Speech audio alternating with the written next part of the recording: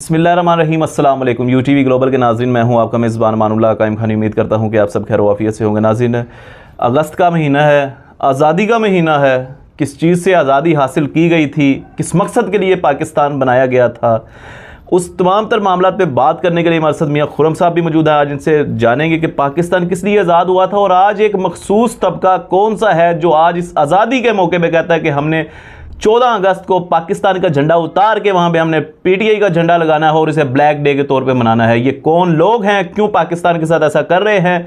और दूसरा ये कि दूसरी जानब तहरीक लब्बैक पाकिस्तान के जो साबका अमीर जो हैं, जो इस दुनिया से पर्दा फरमा गए, अल्लामा खादिम हुसैन रिजवी रहमतुल्लाह अलैह, अल्लाह उनके दर्जात भी बुलंद फरमाए, और वो इस मुल्क में पाकिस्तान में किस चीज़ से आज़ादी का जिक्र करते थे, ये भी आज आपको बताएंगे। तो आइए बात करते हैं मियाँ खुर्रम साहब से। अस्सलाम वालेकुम। वालेकुम सलाम। कैसे हैं खुर्रम भाई? अल्हम्दुलिल्लाह। खुर्रम भाई, सबसे पहले बताइएगा कि आजकल जो ट्रेंड चल रहा है कि 14 अगस्त के दिन जो है वो पाकिस्तान का झंडा उतार के वहाँ पे पीटीआई का झंडा लगाने की टिकटॉक पर वीडियोज़ वायरल हो रही हैं, इस हवाले से आप क्या कहेंगे?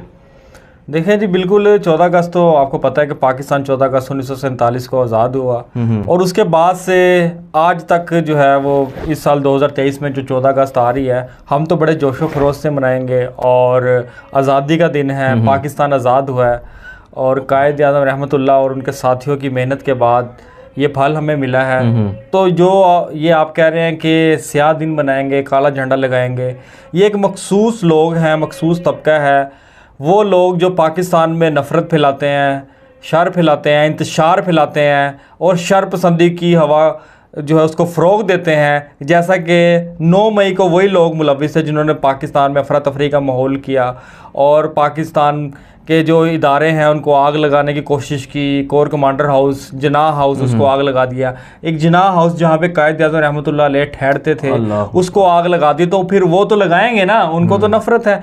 एक शख्स को खुश करने के लिए इमरान खान की गिरफ्तारी के बाद ये सारा माहौल एक बना है, जिसकी वजह से उन लोगों ने कहा है कि काला झंडा जो है हम लगाएंगे। वो लोग इतने डरपोक बुज़दिल हैं कि एक शख्स गिरफ़्तार होता है, उनका सियासी लीडर जो गिरफ़्तार होता है, तो वो इतने बुज़दिल हैं तो वो तो बाहर नहीं निकले।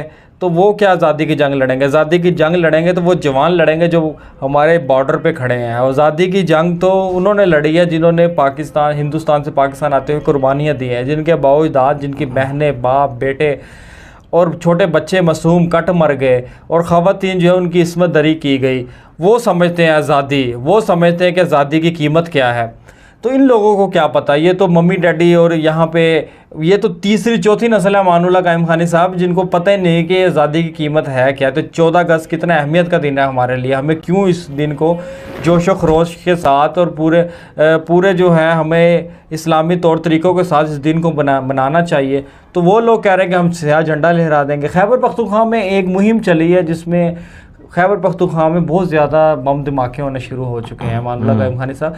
तो इस वजह से उन्होंने ये कहा था कि ये आज़ादी का दिन हम नहीं मनाएंगे क्योंकि खैबर पख्तूनख्वा के हालात नहीं ठीक, वहाँ पे आए रोज़ धमाके हो रहे हैं और सूरत हाल बिगड़ती जा रही है। तो एक तो ये वजह थी, दूसरी ये वजह थी जो इन लोगों ने एक शख्स को खुश करने के लिए, जिसकी गिरफ्तारी भी जेन्युइन गिरफ्तारी थी और उसके बाद जो है वो अदालतों से गिरफ्तार हुआ। वही अदालतें जब फैसला इनके हक में देती हैं तो बड़े खुश होते हैं, जब इनके खिलाफ आ जाता है तो फिर वो कहते हैं कि हम ये कर देंगे, बॉयकॉट कर देंगे, लीडर की गिरफ्तारी। तो यहाँ तो पाकिस्तान है, यहाँ पे तो बहुत से लीडरों की गिरफ्तारी हुई है। मेरे आप देखें, जरदारी की गिरफ्तारी हुई है, बेनजीर जेल में रह के आई है, मियाँ नवाज शरीफ, मियाँ शहबाज शरीफ, सब ने जेलें काटी हैं। दूसरा तहरीक लब्बैक पाकिस्तान के अल्लामा खादिम हुसैन रिजवी रहमतुल्लाह अलैह समेत कई सैकड़ों उलमा ने जेलें काटी, साद रिजवी साहब काट गया, लेकिन मुल्क पाकिस्तान के पत्ता तक नहीं तोड़ा यार। फिर आज ये इमरान खान की गिरफ्तारी पर ही क्यों ये मामला बिगड़ रहे हैं? क्या इमरान खान से मोहब्बत वतन से ज्यादा इनको? देखिए, मैं कहता हूँ कि इनकी जमात में ना मैच्योरिटी नहीं है, समझदारी नहीं है, बचपन है अभी तक। उसी बचपने में, उसी जज्बाती पन में, जिस तरह बच्चा फरमाइश नहीं करता बाप से कि मुझे ये चीज़ लेनी ही लेनी है, तो वो जिद की खातिर जो है वो पूरे घर का माहौल ख़राब कर देता है। तो अपनी ज़िद की खातिर और इसी ज़िद की खातिर इसी बचपने ने इस पाकिस्तान का माहौल ख़राब करके रख दिया है। और ये लोग जब निकलते हैं तो हुल्लड़बाजी करते हैं और सबसे ज़्यादा वन व्हीलिंग करते हैं, सड़कों पर नाच गाना करते हैं, तो ये तो आज़ादी नहीं है। तो वाकई हम इस तरह आज़ादी नहीं मनाएंगे। तो अगर हम वाकई इस तरह के आज़ाद नहीं हुए, अब जिस तरह बताएं हमें आज़ाद कैसे हुए थे, क्यों हुए थे, किस मकसद के लिए हुए थे?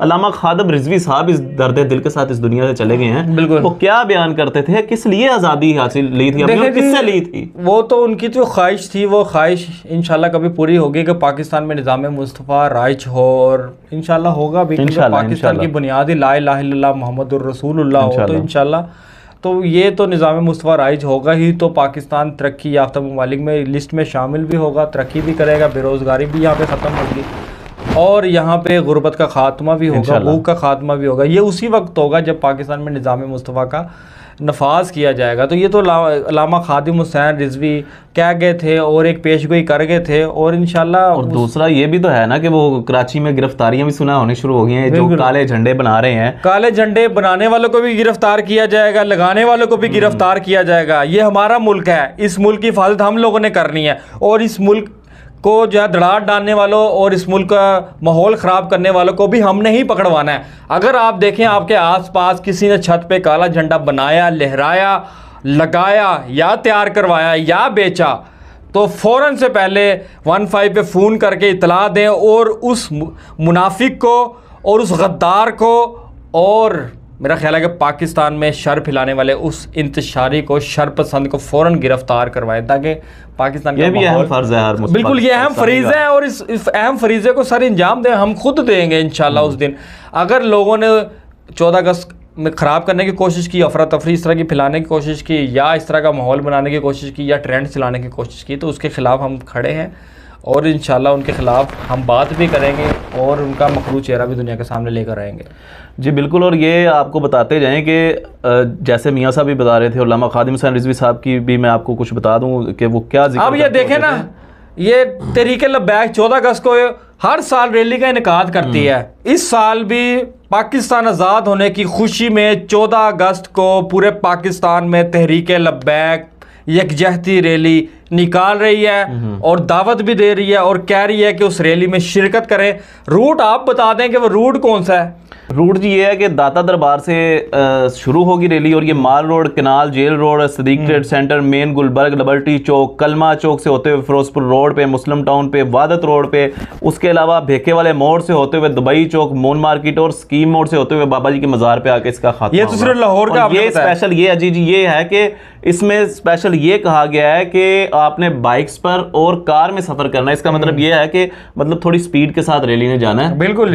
तो ये तो देखें ना, आज़ादी मनाई जा रही है, और इसी तरह होना चाहिए, बजाय कि हुल्लड़बाजी करें, नाच गाना करें, आतिशबाजी करें, और सड़कों पर निकलें, वन व्हीलिंग करें, और सलंसर निकालें। इस तरह तो इनके लिए तो मुल्क आज़ाद नहीं होता। पाकिस्तान तो जब आज़ाद हुआ तो जी अपनी बिल्डिंगों को सजाएं, मैं कहता हूं कि नदियां बही थी, मुसलमान बच्चियों ने अपनी इज्जतें बचाने के लिए कौम में छलांगें लगाई थी, असमतें लूटी थी, सर कट गए थे, लोगों के सर कलम हो गए थे, खून की भरी हुई ट्रेनें, लाशों से भरी हुई ट्रेनें यहाँ पे पाकिस्तान लाहौर में पहुंची थी। फिर बात करेंगे आज का पाकिस्तानी क्या कर रहा है, वन व्हीलिंग कर रहा है जनाब, वो सलंसर बजा रहा है, वो हारन बजा रहा है, वो हुल्लड़बाजी कर रहा है, वो लड़कियों को छेड़ रहा है सड़कों के ऊपर। इसलिए मुल्क पाकिस्तान आज़ाद हुआ था।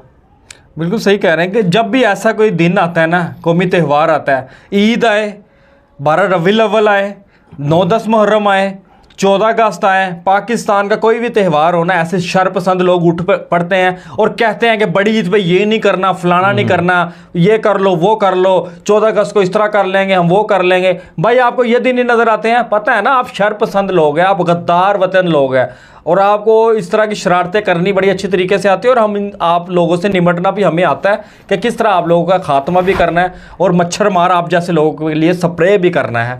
तो बहरहाल जी 14 अगस्त हम बनाएंगे, जोश व खरोश के साथ बनाएंगे, पूरे तरीके से बनाएंगे, अदब एहतराम से भी बनाएंगे। स्टॉल लग चुके हैं, उन लोगों ने स्टॉल लगाए हैं जिनके माली हालात ठीक नहीं है। आप वहाँ से झंडे खरीदें, बैच खरीदें, बच्चों को लेकर जाएं, और उनको 14 अगस्त की फ़ादियत का बताएं, और उनको ये भी बताएं कि पाकिस्तान कितनी कुर्बानियों से आज़ाद हुआ। तो ये जो पूरे पाकिस्तान में स्टॉल लगे हैं, ये आपने नहीं रोकना कि इनका रिज़्क जो है आपसे लगा हुआ है। ये अल्लाह ताला बेहतर समझते हैं, रिज़्क का वादा अल्लाह ताला ने लिया।